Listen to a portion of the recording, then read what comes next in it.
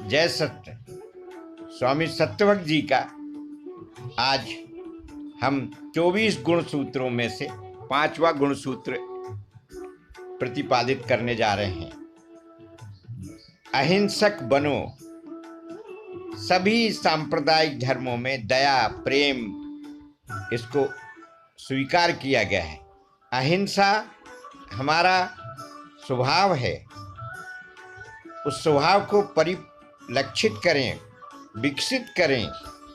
उसमें कहीं ना कहीं हमारा अहंकार जब आता है तो अहिंसा को बहुत कष्ट होता है। अहंकार हमारी जिम्मेदारी का नाम होना चाहिए। अहंकार एक दूसरे से ऊंचा उठने का नाम नहीं है, अपने आप को ऊंचा मानने का नाम नहीं है। हम सब सृष्टि पे एक ही तरह से आए हैं और एक ही तरह से विसर्जित होंगे।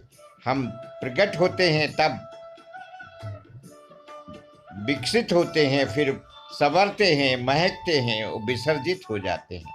यही हमारे जीवन का एक सिलसिला अनादिकाल से चल रहा है।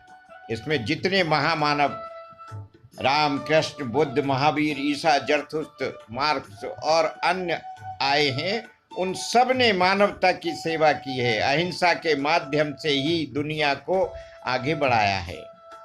क्रोध भी हमारे जीवन को उतना आवश्यक है जितना कि कहीं कहीं अगर डांटने से बात बनती हो तो।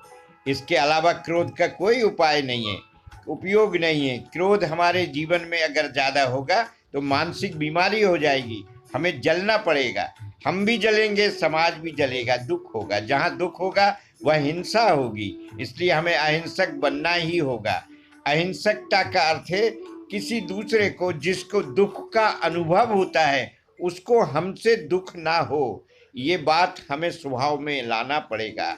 इसलिए 24 जीवन गुण सूत्रों में 5वां गुण सूत्र है अहिंसक बनो।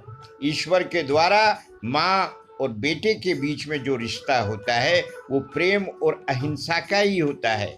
कुछ भी नहीं उम्मीद रखती है माँ बेटे से, तो भी सर्वस्व लुटाती रहती है बेटे को। ये जो शाश्वत प्रेम का रिश्ता है, सृष्टि का रिश्ता है। सामाजिक रिश्ता तो बाद में विवाह के द्वारा बनाया गया है।